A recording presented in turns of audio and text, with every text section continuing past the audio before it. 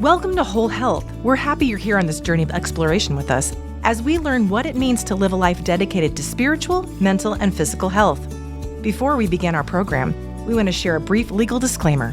The information provided on this program, including any health-related advice or discussions, is for general informational purposes only and should not be considered a substitute for professional medical advice, diagnosis, or treatment.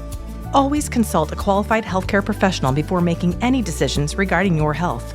Now, let's turn it over to Pastor Jeremy, Dr. Kala Kleen, and Brittany Pfeifner for today's episode of Whole Health. Hey, welcome back to Whole Health. If you're new here, we're glad that you found us. And if you've been walking through this series with us, we want to thank you for staying in the conversation. Today, we're continuing our vaccine series conversation from last week. But before we go any further, I want to be very clear about our heart and about our intent. You see, this is not an episode about telling you what decisions to make. It's not about labels. It's not about fear. This is about stewardship. Stewardship of our bodies, of our children, our faith, and the responsibility we have to make informed decisions with the information that's available to us. Now, in part one, we talked about the big picture, the history of vaccines, how the schedule has changed over time, and why so many families feel so confused or even pressured instead of informed. Dr. Kala and I had some conversation about some of the experiences that we have had as parents and the difficulties navigating and even advocating for informed consent and decision making. Now, in part two, we're going to dig a little deeper. We're going to talk about how vaccines are developed and tested, what placebo actually means in vaccine trials, and why issues like liability, ethics, and informed consent matter so much, especially for families of faith.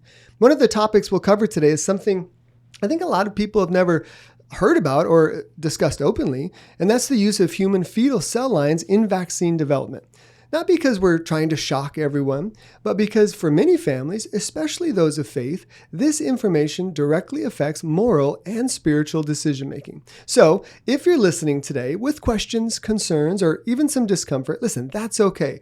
This program exists to create space for thoughtful, prayerful, informed conversations. And so with that, Dr. Kala is going to start us off by walking through the history and even the use of fetal cell lines in vaccine development, what they are, where they came from, and why this topic matters so much. Yeah, thank you, Jeremy. One of the most sensitive and honestly the least explained topic on vaccine or vaccine hesitancy or, questioning should we do this for our children or not has a lot to do with the use of human fetal cell lines. And certain vaccines, specifically like the viral vaccines, require living cells to grow the virus before it's weakened or inactivated. I know that first episode we also talked about like even using a peanut in there to, grow that. Surprised by that. Yeah, to create the immune reaction within the body, to create, immunity in the live viruses. So, but for some vaccines, the human fetal-derived cell lines are used as the growth medium. And these include vaccines like the MMR, the measles, mumps, rubella, the varicella, or the chickenpox vaccine, and hepatitis A, and then some versions of the rabies and shingles formulations. These viruses are grown in these cell lines and in the cell cultures. Brittany, do you want to speak to like the historical timeline of these different cell lines? Yeah. So if you talk to anyone who, well, one, a lot of people don't even know these are used, right? But if someone does know they're used and they're trying to kind of defend it, they'll just say there were only two abortions, 2 cell lines. It's done, it's over with. We don't have to be concerned about it. But when you dig deeper, the 2 lines, the WI-38 was in 1962 and the MRC5 1966.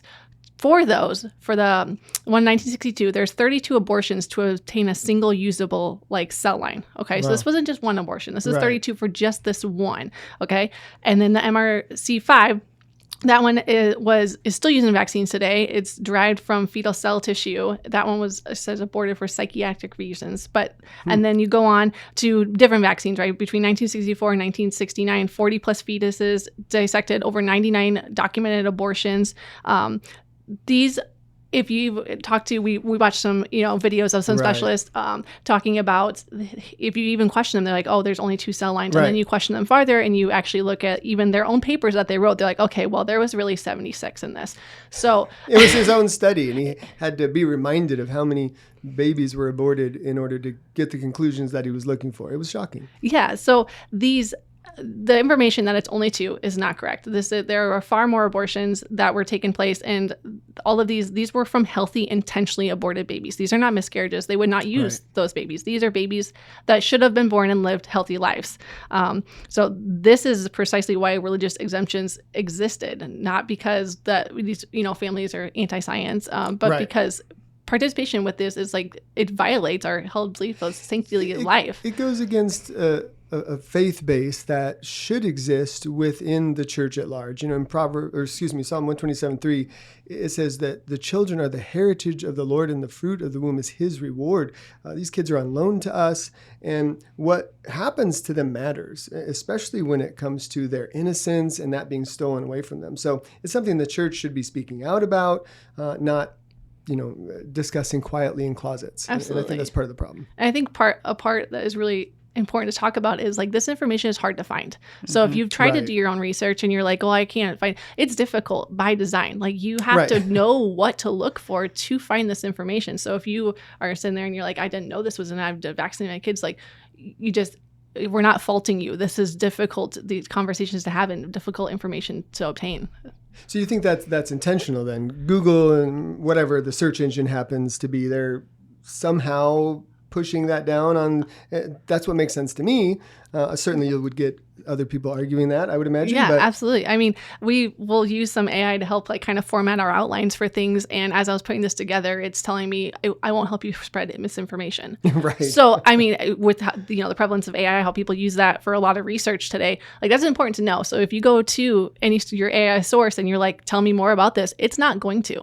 Like you have to know where to look, and we'll link some things as well as some videos and some studies for, Well, even in part of this conversation from last week's program, we talked about how when Brooke and I went to our first doctor's visit here in Iowa after moving here from Arizona, the doctor that we were meeting with, the information that we were sharing in regard to these kinds of things and why we weren't vaccinating our children, she vehemently denied, none of that's true. And we said, well, you can look it up for yourself. Brooke had brought the data, but we thought, when you hand somebody something, they always think you've, changed it somehow. And so she did her homework. She looked it up. We came back a while later and she agreed. Okay, well, I did find it on the CDC website, on the FDA website, but still it didn't matter to her. The issue was the issue. If you don't get the vaccine, your kids can't be in my care. And so we found a different doctor. Yeah. And I think what happens or what kind of creates that issue is dogma of education. Sure. And who is the one giving childhood vaccines? Typically, it's a board-certified American Academy of Pediatrics, and they are an all or none. It's safe. Everybody can get the vaccines, and they kind of give like blanket education to their own providers that say, if the studies are there, it's safe, it's safe, it's safe, but they haven't really read their own studies. Right. Which, is sobering and sad. It is, indeed. And disorienting. Well, it's because these are the people that, it's the medical community. I was raised in a sense to trust the medical community, but looking back, the doctors that my dad was bringing our family to were more functional medicine doctors than they were, AMA, so it's interesting. More people have had so much faith in the medical community, they weren't willing to dig deeper or do the research on their own or question what they were being told. And then I think since COVID and all of that, there's a whole range of people that are having trouble trusting the medical community at all.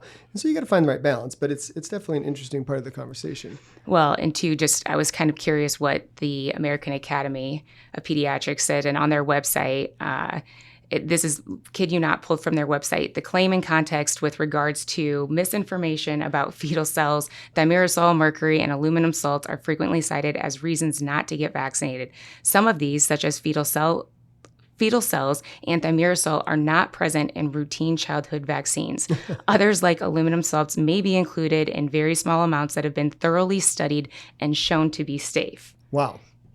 Yeah, and then it continues to go on about each ingredient has a specific function, making the vaccine safer and work better, which we'll go into why we're kind of laughing at that statement. And I feel bad laughing about it, but it's laughable. Yeah, and it continues to state, again, on the American Academy website, as of today, all vaccine ingredients individually undergo rigorous scientific testing to make sure they are safe in the amounts used in vaccines. And Jeremy, I know last episode we talked about mercury and the safety ranges of what's safe enough amounts for mercury, but then yet inside a vaccine, much, much, much higher doses were at one time considered safe. I think it was like 2001 is when, because of the heat the vaccine manufacturers were getting, then they started pulling it out and reducing the degree of it and changing the formulations. But yeah, so about the fetal cells, though, their own statement, it says vaccines do not contain fetal cells. Some vaccines involve growing viruses and human cell cultures originally developed from 2 aborted fetuses in the 1960s. And those were the 2 lines that Brittany was talking about. These cell lines are still going, and so no new aborted fetuses are never needed. Purification processes filter the vaccine during production, and no fetal tissue remains. But then what's more and more prevalent are that's not true. Right. And there's video evidence from the very study. Jeremy, you had shared with us, I think it's that Dr. Stanley Plotkin, Brittany, that you had been bringing up. And he's on trial, or he's not on trial, he's being called as a witness testimony in a trial for somebody who was vaccine injured. Yeah. And they're asking him about the very studies. And that's, he said, no, there was only 2. And when I watched it, he's very specific on he didn't perform the vaccine or the abortions. And as it comes out, there was 76. So again, what the governing board of the Great American Academy of Pediatrics, what they are educating their own clients of providers, and then somebody like you and I going to their website, they just keep saying it's safe, and it doesn't contain.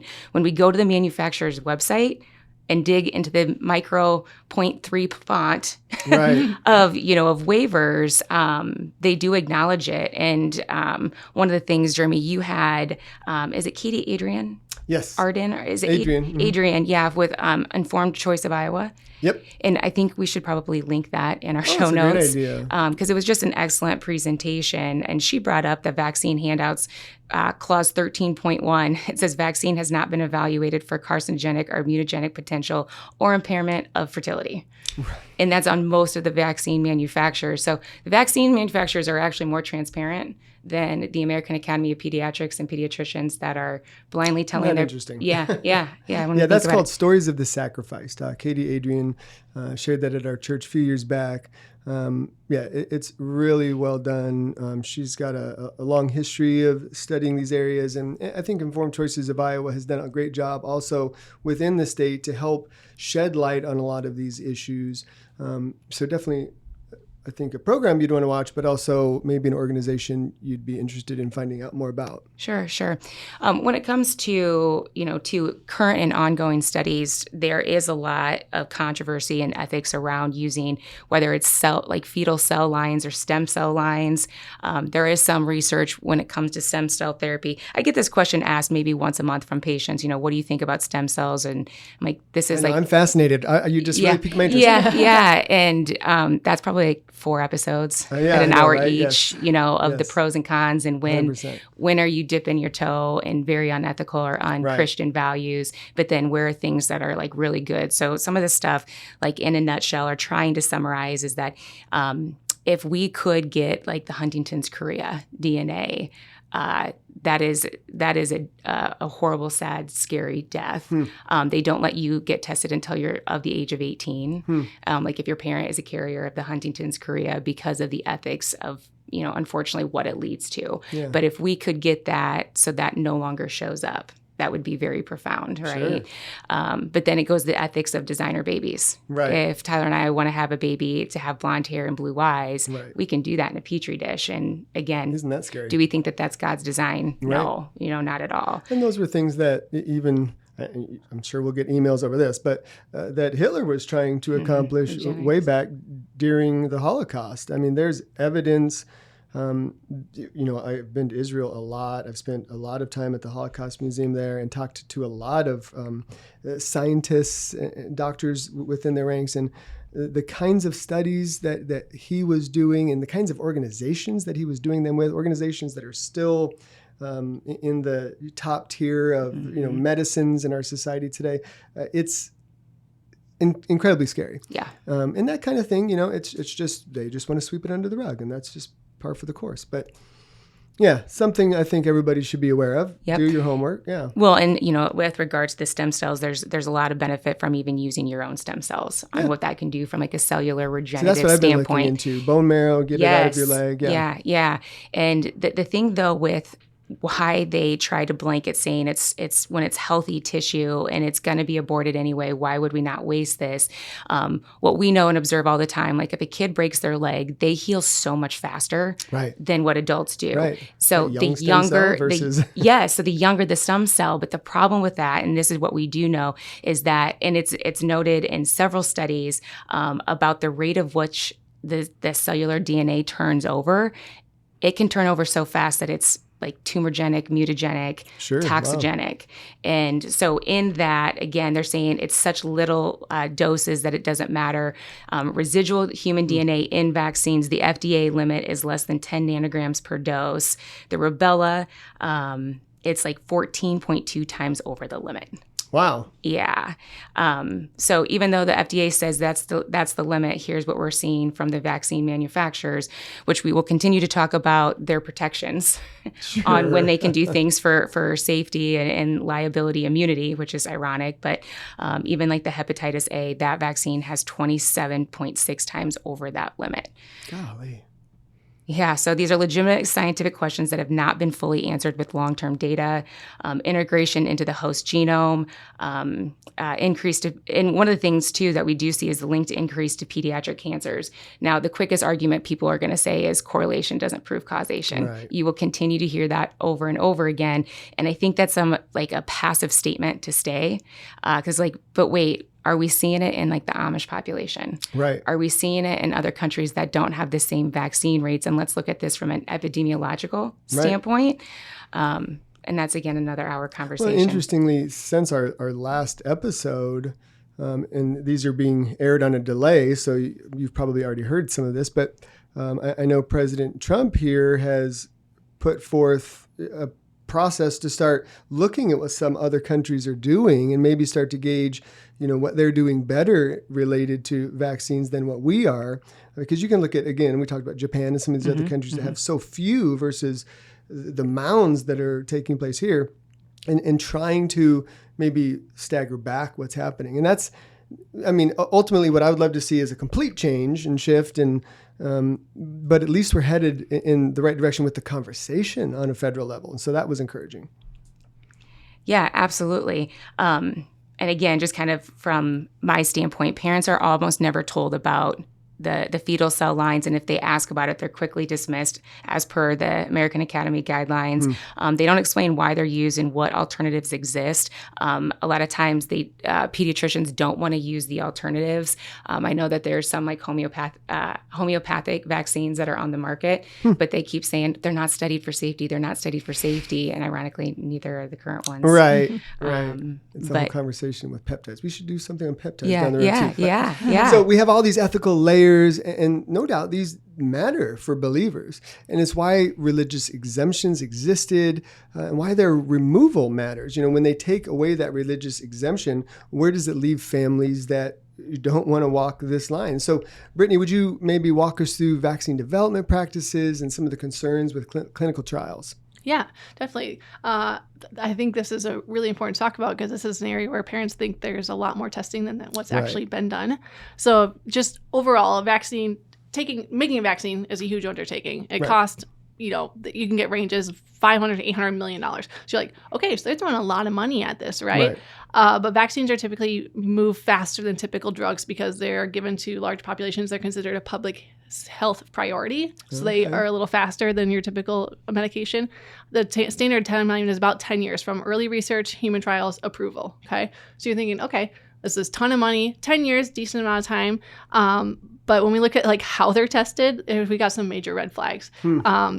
when they hear, we'll first start with placebo. When you hear the word placebo, most people think of like a saline injection, salt water. Yeah. But most vaccines are not tested against a true placebo. It's like a saline placebo. Instead, it often includes things like a different already licensed vaccine, or it's the same formulation, but without the actual antigen. So it still has the aluminum, it still has the polysorbate 80, the proteins, preservatives. Wow, all really? those things are still in it. So the control group is getting the ingredients that can stimulate their immune system, right? We're adding in all these things that we're concerned about. We're just taking out the antigen. And that's what we're comparing. That's not Wow. not a true comparison, right? Because if our placebo contains all these things, and so the both groups, the vaccine group and the placebo group, are both getting redness, swelling, fever, irritability, Right. fatigue. Oh my gosh. That means the comparison's not vaccine versus nothing, Right. or vaccine versus similar ingredients at this point. So when they published their safety data and it says there was no statistical difference in adverse events between the vaccine and the placebo,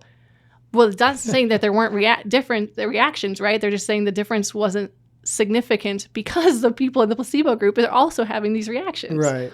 So this is a Wow. huge informed consent issue, because yes, we have concerns with the actual antigen, but a lot of our concerns we've talked about are all these additives. So if we're testing it against things that already have additives, we're not getting good data. We're Right. not getting, this is not, It's the additives, in large part, we're trying to stay clear. Yes. Yeah. Well, you're not going to capture the adverse effects when everybody's having them.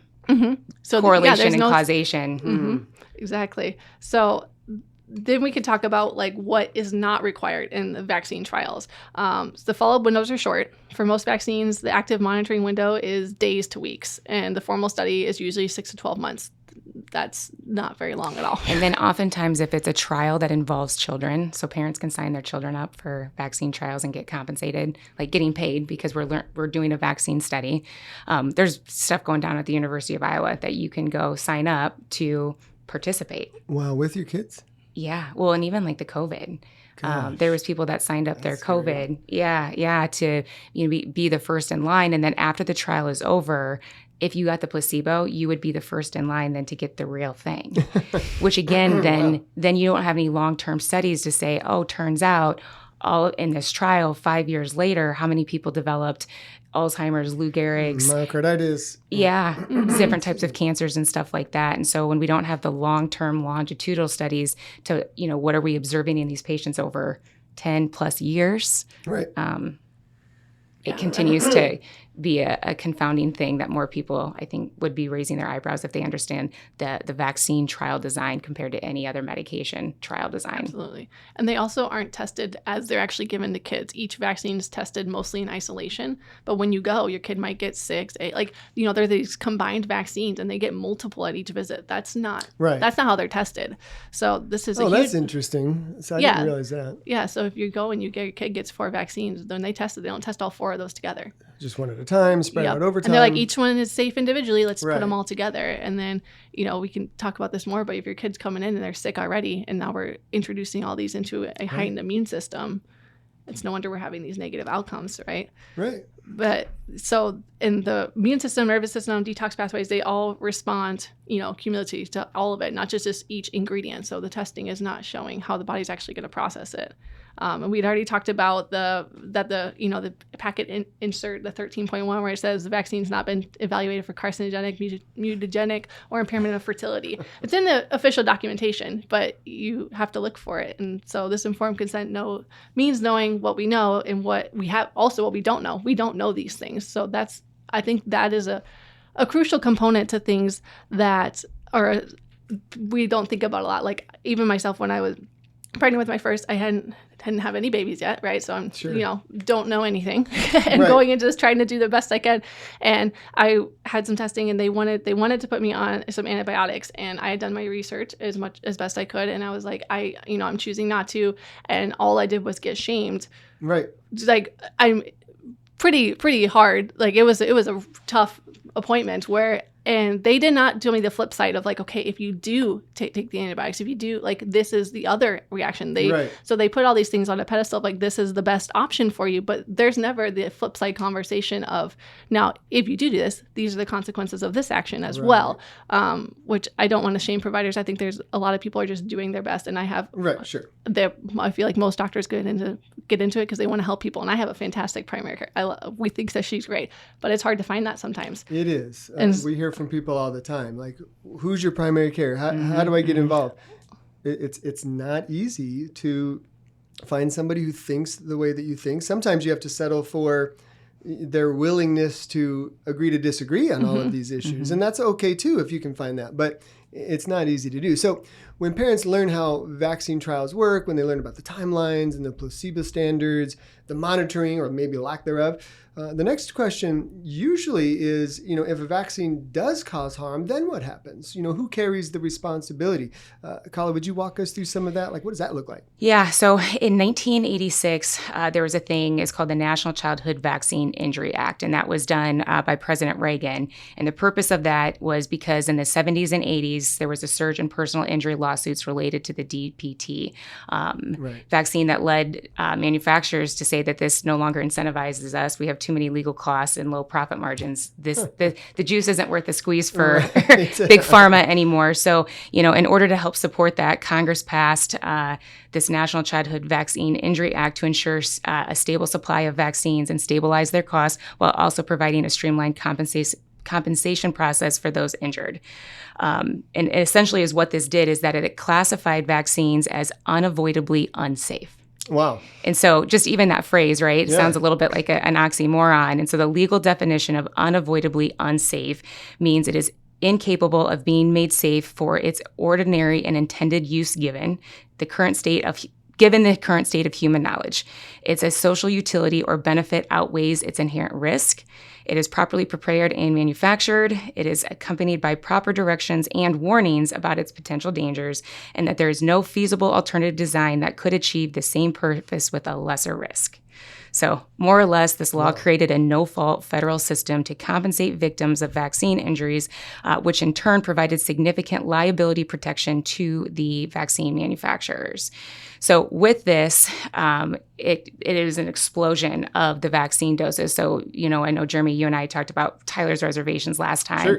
That, he's like, well, I'm vaccinated, I'm fine. Well, prior to 1986, the childhood vaccine schedule was 10 single doses. Now we're seeing upwards up to 72 doses in the first, 12 to 24 months of life. Combo dosing. Astounding. Yeah. And then the combo dosing also started after this act in greater detail. So the first thing that vaccine manufacturers were having the hiccups with was the liability that came after the first combo, which was the DPT. But that was the only combo one that they were doing prior to this act. Then since then, that's when we've had, if you go in and it's the 2-month check, they're only bringing in one syringe, but it's got 4 different doses in there. And sometimes they're from different opposing vaccine manufacturers. One might be Merck, one might be Eli Lilly, one might be the last year's flu virus, all into one vial. So it's just one single stick. Oh my goodness. So then with that, we have then the injury, the injury system. So there's 2 different things. We have the payouts, which is one, but then the reporting of the injury itself is actually on another system. So the vaccine adverse event data versus the vaccine injury compensation. There's 2 programs. And again, Brittany and I were talking, like, you really have to dig for this data, and the data can be manipulated because it depends. Well, did you get it from the VAERS, or did you get it from the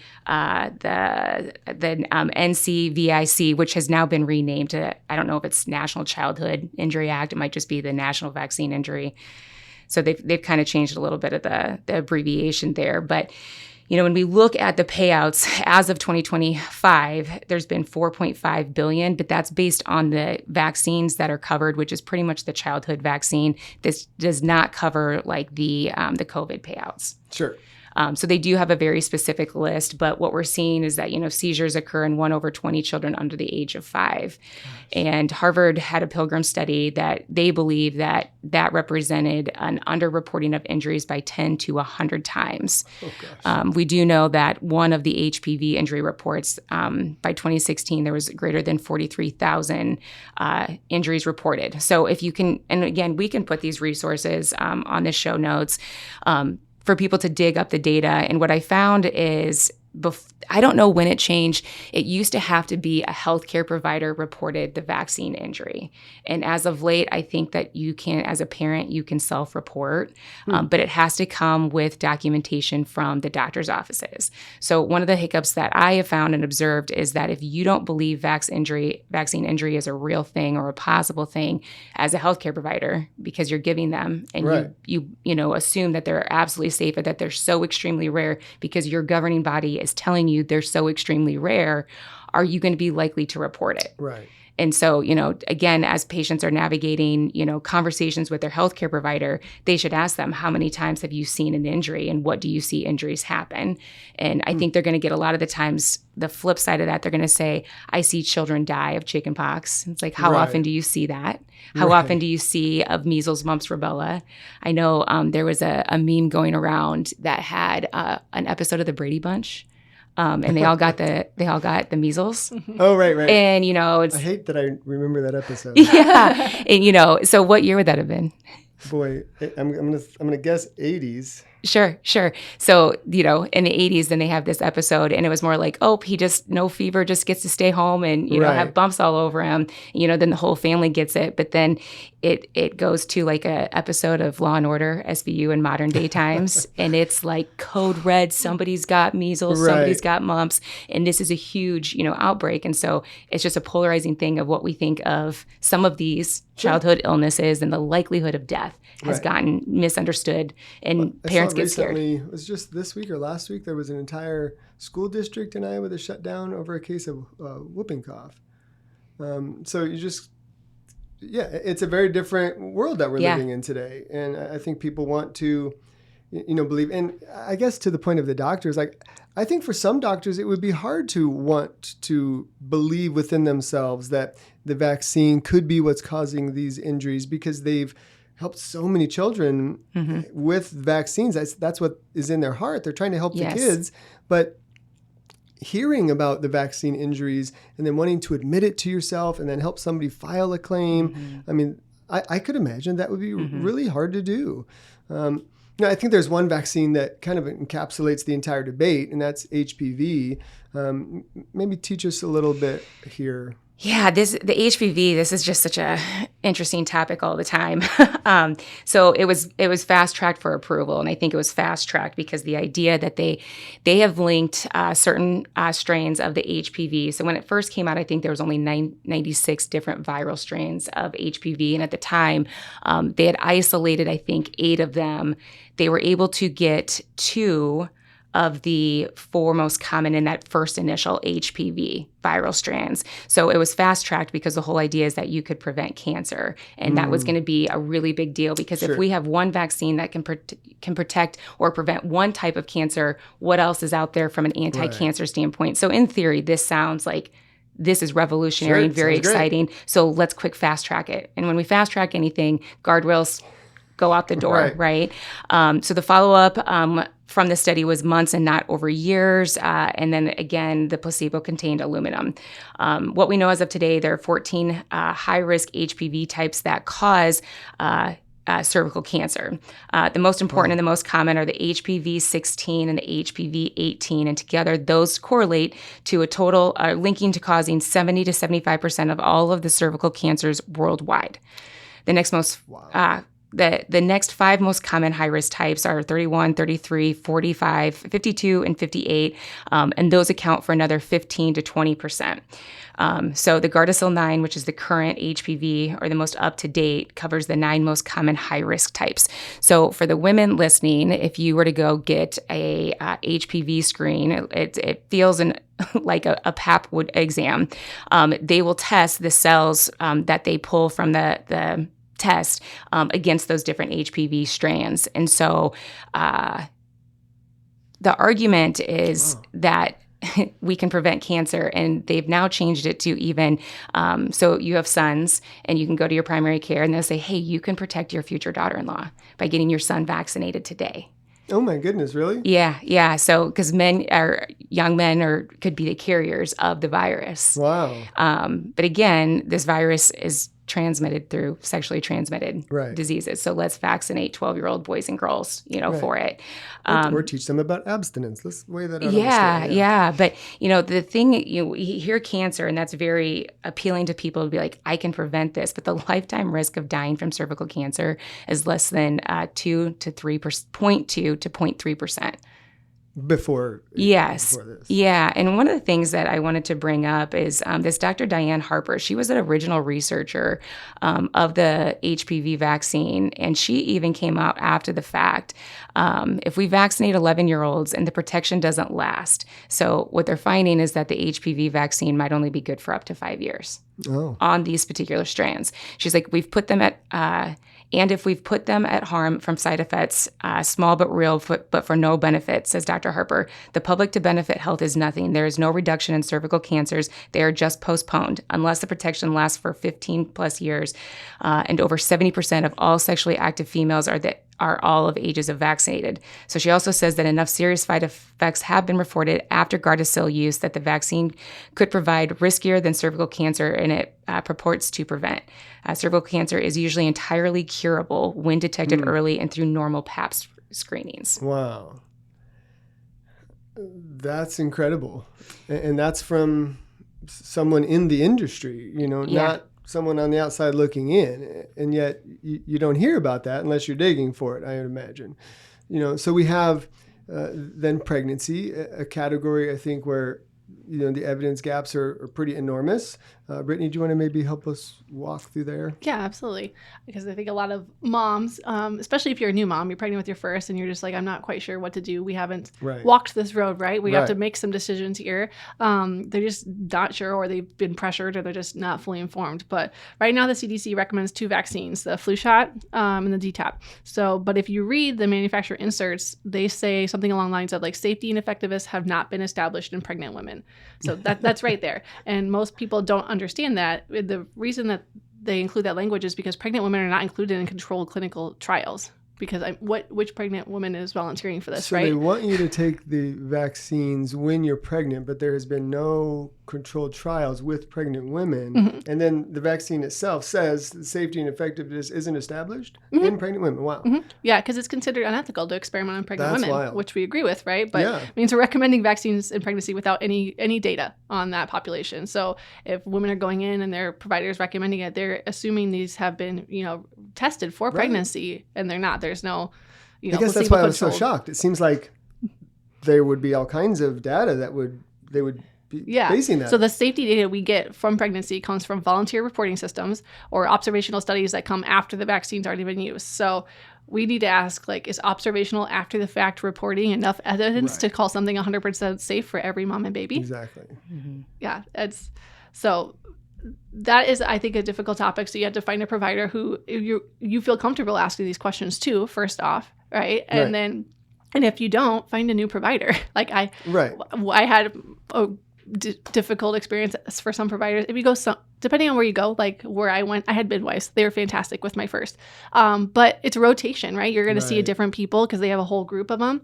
And so I had to see, not some people that maybe weren't my favorite providers for some of the visits. But you just have to kind of choose what's best for you. And then, and if that doesn't work out and it's just not what you want, I'm one of those crazy people who had my next 2 kids at home. So, you got to figure out where your priorities are, what you want, and then just, research it, pray about it. Because I would have had my first at home if I could as well. That's more and more common. You say one of those crazy people, but I feel like I know more these days that are doing that than not, almost. At least a 50-50 within, maybe that's just within my peer group. I don't know, but it's really interesting. It is. I have a similar peer group, and it is very common, but it's I think it's just increasing because it's difficult to find providers who are going to honor what you want. So like I didn't want to get an epidural. I didn't want to use antibiotics. I didn't want to do things that I didn't like. There was not hard evidence that these things were needed for my pregnancies. They were not high risk. Like we weren't going in with a lot of stuff going on, right? We just wanted my body to do what God designed it to and, get this baby out. Right. And so those are a lot, if that your story is similar, that is difficult sometimes to find a provider who will just let you do what you need to do because risk assessment, right? Like they don't want things to go bad. Sure. So they're a lot of times they're just trying to get ahead of it of like, okay, let's do all these things to make sure something bad doesn't happen and if you don't know the questions to ask, because if you're in the middle of labor, which is hard, and you're like, I don't know what to do, Right. and don't know to ask, okay, if I don't do anything, what will happen? Like that question doesn't come to your brain when you're in the middle of trying to figure out. So doing your research beforehand, having a spouse who's very supportive. And so when you can't think of it, they can, right? And then if you don't find, you don't have a great provider, just kind of switching it up for the next time. Being willing to maybe break that connection and look for a better one. And I know that's hard for a lot of people, but sometimes we got to do the hard thing, which often is the right thing. So you mentioned asking the right questions. I think a lot of families ask, what are the alternatives? Let's get there. What did God design? And I think as a nutritionist, Brittany, you can really help provide some framework for this. Maybe walk us through that. Yeah. So when we look at like diseases and natural immunity, right? We were trying to figure out like what's the best choice for our kids. Natural exposure creates broader immunity, longer lasting immunity, multiple layers of protection, not just antibodies. Like this is how our bodies were designed, right? Like humans have been around for a very long time. Yes. Vaccines have not. Our bodies were created to handle these things. So the immune system develops a memory through a full coordinated response to your T cells, your mucosal defense, innate immunities, antibodies, all these things. So for certain viruses like measles, natural infection historically led to lifelong immunity for the majority of people. The immune system remembers it permanently and it tries to fight it off, right? There are studies that suggest individuals who have measles naturally may have had lower cardiovascular mortality later in life. Now, that doesn't mean that measles is good, right? But it does remind us that the immune system is interconnected. We have long-term metabolic and inflammatory health in ways that we don't fully understand. But the point is, natural immunity is powerful. It's good. The immune system experiences the shaping of your body in different ways. Right. So one of the things I love about functional medicine is that we honor how the body was designed, especially in childhood when the immune system is learning and adapting and strengthening. So things you can do, breast milk is like fantastic, right? It's just full of really great antibodies, just the nutrition components of it, provides antibodies, prebiotics, immune cells, anti-inflammatory factors that all help protect against infections and diseases. So breastfeeding, there's also a lot of, you can look up data, talk about like kiddos who are breastfed and autism rates. There's less like a decline in autism rates when we have that breastfeeding because of just like the neuroprotectiveness of breastfeeding. Wow. And reducing, we've talked a lot about nutrition and organic foods and things like that, reducing your toxic burden. So organic whole food diet reduces your exposure to, pesticides, endocrine disruptors, synthetic chemicals, things like that can burn in your immune system, your detox pathways, especially if you are going to have your children get vaccinated. Let's help support their bodies to be able to detox it the best way that we can, right? So we're not going to go into this appointment and then, just load them up with sugar. Like if it's around the holidays, maybe that's not a great time to vaccinate your kids when they're already more prone to, between October and December, maybe not. Sure. And then this is kind of a little bit off topic, but I think it's important to talk about when we talk about your immune system of babies who are born via C-section. Things that you don't think about is when a baby is born and it is pushed out the birth canal, like that is inoculation with all this bacteria that they do not get if they're born via C-section. So things that they miss that huge microbial transfer from the vaginal canal. So, and your microbiome is obviously, it's central to your immune system. 80% of your immune system lives in your gut. So if you miss that first, exposure, we do see like a correlation of C-section babies versus vaginal babies who have gut issues, right? So, well, and I think more likely to become vaccine injured, right? Because they're lacking so much of that biome as a result, and like it's so cool what they've learned from the biome over the last 5 to 10 years, and now GI doctors are finally just talking about it. But a lot of it can be correlated with purely from C-section baby and a high antibiotic during pregnancy. Or your baby has ear infections and they get on 3 rounds of antibiotics in their first year and they're formula fed. All these things are just not setting up their immune system to function the best. So we can talk about what families can do. Hep B is not spread casually, right? So if both parents test negative, there is no high risk exposure. You can have informed conversation about where your newborn needs a Hep B shot, right? If that's medically necessary on day 1. And then, like we talked about, supporting pathways. So some ways you can support your detox is nutrient-dense food, hydration, magnesium, vitamin C, clean home environment, avoiding unnecessary Tylenol in infancy. I know a lot of people, it's hard to see your kid in pain, right? You have your kid, they're teething, they have a fever, you just want to make it better. But it's the body doing what it's supposed to do. We get to a certain point where, you know, we need to keep things in check. You don't want a baby with 104 or 5 degree fever, right? But as long as they're comfortable and they can sleep and they can rest, letting the body do what it needs to do so that we're not just like blunting our pathways with Tylenol and we're reducing our glutathione, which is your body's way to fight off oxidative stress. So if you don't have that, we're just kind of perpetuating problems in a kind of a different way. Might be feeling better in the moment, but long-term damage is not great. Yeah, one of the things that I wanted to, you know, kind of address just on the topic of like choosing a provider and how do we find that right provider. You know, I probably need to apologize because I throw the American Academy of Pediatrics under the bus. But the reason why I do that is out of a pure frustration of it's an all or none, all of these blanket statements. And we are so uniquely and individually made. There are so many different factors that influence health outcomes. And we are not a one size fits all. Like God made us so great and so unique. And so wasn't it the Academy of Pediatrics that took gender off birth? Yes. Yeah. So I think we're okay. Yeah. So I think it's important to find like a provider that like you align values morally, ethically, right? Like it's super helpful to have a Christian believer versus like an atheist, because the atheist provider isn't going to care if you're concerned of DNA or aborted fetal tissue being, you know, injected into you or your child's body. But you also want to have a provider that might, you know, really raise an eyebrow or implore you if they think you might be making a reckless decision for you or your child.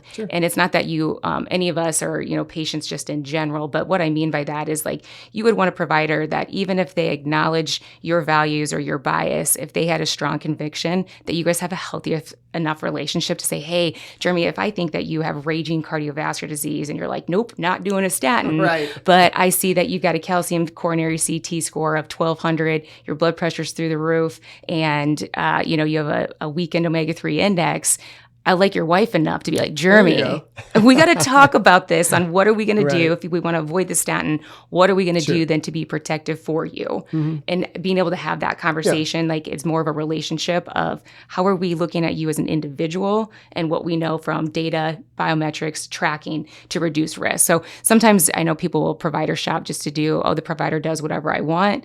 You want to have a healthy tension when and if those situations and scenarios happen. Well, that makes a lot of sense. Yeah, you don't want somebody that's just going to sign off on, hey, doc, this is the way I'm feeling and this is the way I want to be treated. Could you just sign this piece of paper for me? Because then you're not getting their years of history and knowledge and practice.